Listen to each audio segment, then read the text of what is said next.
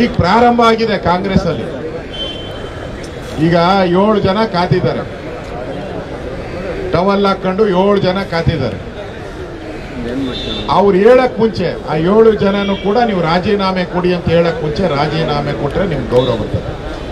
ಇಲ್ಲ ಅಂದ್ರೆ ನಿಮ್ ಪಾರ್ಟಿಯಲ್ಲೇ ದಂಗೆ ಹೇಳ್ತಾರೆ. ಇನ್ಮೇಲೆ ನಿಮ್ ಪಾರ್ಟಿಯಲ್ಲೇ ದಂಗೆ ಎದ್ದು ನಿಮ್ಮನ್ನ ಇಳಿಸುವಂತ ಕೆಲಸ ಆಗ್ತೈತಿ. ಗೌರವಯುತವಾಗಿ ನೀವು ರಾಜೀನಾಮೆ ಕೊಟ್ಟು ನ್ಯಾಯ ತನಿಖೆ ನಡೀತಾ ಇದೆ, ಆ ತನಿಖೆಗೆ ಸಹಕಾರ ಮಾಡಿದ್ರೆ ನೀವು ಯಾವಾಗ ಹೇಳ್ತೀರಲ್ಲ ನಮ್ಮ ರಾಮಕೃಷ್ಣ ಹೆಗಡೆ ಫಾಲೋಯರು, ನಾನು ರಾಮಕೃಷ್ಣ ಹೆಗಡೆ ಅವರ ಸಿದ್ಧಾಂತ, ದೇವರಾಜ ಅರಸು ನಮ್ಮ ಗುರುಗಳು ಎಲ್ಲ ಹೇಳ್ತೀರಲ್ಲ, ಈಗ ಆ ಗುರುಗಳು ಎಲ್ಲೋದ್ರು? ಈಗ ಸಮಾಜವಾದ ಎಲ್ಲೋಯ್ತು? ಈಗ ಅಂಬೇಡ್ಕರ್ ಪುಸ್ತಕನ ಜೋಬಲಲ್ಲ ಕೈಯಲ್ಲಿ ಇಟ್ಕೊಂಡೇ ಸುತ್ತಾಡಿದ್ರಲ್ಲ ಪಾರ್ಲಿಮೆಂಟ್ ಅಲ್ಲ. ರಾಹುಲ್ ಗಾಂಧಿ ಅವರೇ ಪಾರ್ಲಿಮೆಂಟ್ ಅಲ್ಲಿ ಅಂಬೇಡ್ಕರ್ ಸಂವಿಧಾನ ಇಟ್ಕೊಂಡು ಓಡಾಡಿದ್ರಲ್ಲ. ಈಗ ತಗೊಳ್ಳಿ ರಾಜೀನಾಮೆನ. ಸಂವಿಧಾನದ ಬಗ್ಗೆ ನಮಗ್ ಪಾಠ ಹೇಳಿದ್ರಲ್ಲ, ಈಗ ತಗೊಳ್ಳಿ ರಾಜೀನಾಮೆನ. ಯಾಕೆ? ಖರ್ಗೆ ಅವರು ನಮ್ದೇ ರಾಜ್ಯದವರು, ಕಾಂಗ್ರೆಸ್ಸಿನ ಅಧ್ಯಕ್ಷರು, ಅವರು ಈಗ ಯಾಕೆ ಮೌನವಾಗಿದ್ದಾರೆ? ಇನ್ನೊಂದು ಕಾಮೆಂಟ್ ಮಾಡಿದ್ದಾರೆ, ಕರ್ನಾಟಕದಲ್ಲಿ ಭ್ರಷ್ಟಾಚಾರ ಇರಿದ ಬಿಜೆಪಿ ನಾಯಕರನ್ನ ತೋರಿಸಿ ಅಂತ ನೆನ್ನೆ ಸವಾಲ್ ಹಾಕಿದ್ದಾರೆ. ಸವಾಲ್ ಅಂದ್ರೆ 1 to 1 ಸವಾಲಂತೆ. ಏನ್ ಇವ್ರು ಕರೆದ ತಕ್ಷಣ ಪ್ರೈಮ್ ಮಿನಿಸ್ಟರ್ ಓಡ್ ಬಂದ್ಬೋದು. ಮೊನ್ನೆ ಡಿ ಕೆ ಶಿವಕುಮಾರ್ ಹೋಗಿ ಪ್ರೈಮ್ ಮಿನಿಸ್ಟರ್ ಭೇಟಿ ಮಾಡಿದ್ರಲ್ಲ, ಹಂಗಂತ ತಿಳ್ಕೊಂಡಿದ್ದೀರಾ ಇದನ್ನ? ಅಲ್ಲೋಗಿ ಭೇಟಿ ಮಾಡಿದ್ರಲ್ಲ, ಹಂಗಂತ ತಿಳ್ಕೊಂಡಿದ್ದೀರಾ ನೀವು? ನಾವು ಸವಾಲು ಹೇಳ್ತೀರಿ, ಇಡೀ ದೇಶದಲ್ಲಿ ಕಾಂಗ್ರೆಸ್ ಅವ್ರು ಯಾರಾದ್ರೂ ಒಬ್ಬ ಸ್ವಚ್ಛ ಇದ್ರೆ ಹೇಳ್ರಿ.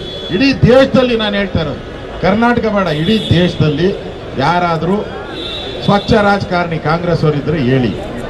ಈಗಾಗಲೇ ನಮ್ಮ ನಾಯಕರುಗಳೆಲ್ಲ ಮಾತಾಡಿ ಹೇಳಿದ್ರು, ಎಲ್ಲೆಲ್ಲ ಹಗರಣ, 2G 3G ಹೆಲಿಕಾಪ್ಟರ್, ಭೂಮಿ ಆಕಾಶ ಪಾತಾಳ ಯಾವುದು ಬಿಟ್ಟಿಲ್ಲ. ಎಲ್ಲ ಹಗರಣಗಳನ್ನ ಮಾಡಿದ ರೂವಾರಿಗಳು ನೀವು. ಲೂಟಿ ಅಂದ್ರೆ ಈ ದೇಶವನ್ನ 50 ವರ್ಷ ಲೂಟಿ ಮಾಡಿದ್ದೀರಾ, ರಾಜ್ಯವನ್ನು ಲೂಟಿ ಮಾಡಿದ್ದೀರಾ. ಭ್ರಷ್ಟಾಚಾರಿ ಅಂದ್ರೆ ಕಾಂಗ್ರೆಸ್ ಅಂದ್ರೆ ಭ್ರಷ್ಟಾಚಾರ. ಇದು ಜಗಜ್ಜಾಹಿರಾತ. ನೀವೇನೋ ನಾನು ಕ್ಲೀನ್ ಅಂತ ಇದ್ರಲ್ಲ, ಈ ಕ್ಲೀನ್ ಅನ್ನೋದ ರಾಜೀನಾಮೆ ಮಾಡೋ ಮುಖಾಂತರ ಕ್ಲೀನ್ ಆಗಿ ತೋರಿಸಿ.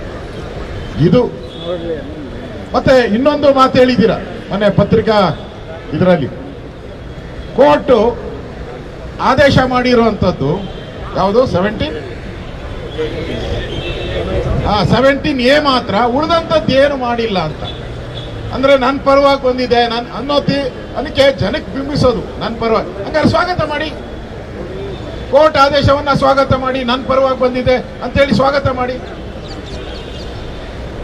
ಯಾಕೆ ಮಾಡ್ತಾ ಇಲ್ಲ? ಕೋರ್ಟ್ ಸ್ಪಷ್ಟವಾಗಿ ಹೇಳಿದೆ, ಈ ಕರಪ್ಷನ್ ಕೇಸನ್ನ ಕೊಡ್ಲಿಲ್ಲ ಅಂದ್ರೆ ದೇಶದಲ್ಲಿ ಇನ್ಯಾವ ಕರಪ್ಷನ್ ಕೇಸ್ನ ಕೊಡಕ್ ಸಾಧ್ಯ ಅಂತ ಹೇಳಿದೆ. ಸೈಟ್ಗಳನ್ನ ಲೂಟಿ ಮಾಡಿದಿರ ಅನ್ನೋ ಪದನು ಕೂಡ ಹೇಳಿದ್ದಾರೆ. ಅದರಲ್ಲಿ ಕರಪ್ಷನ್ ಆಗಿರೋದು, ಸ್ವಜನ ಪಕ್ಷಪಾತ ಆಗಿರೋದು ನಿಜ ಅಂತ ಹೇಳಿದ್ದಾರೆ. 2 ಕೋರ್ಟ್ ಹೇಳಿದೆ.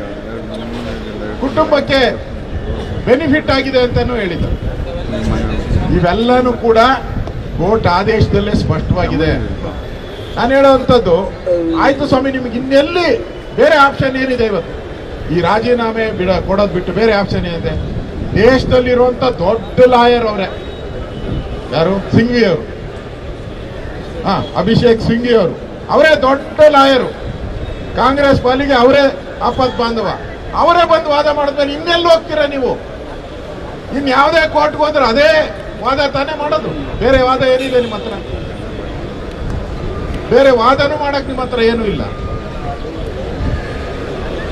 ನಿಮಗೆ ಬೇರೆ ಆಪ್ಷನ್ ಇವತ್ತು ಉಳಿದಿಲ್ಲ.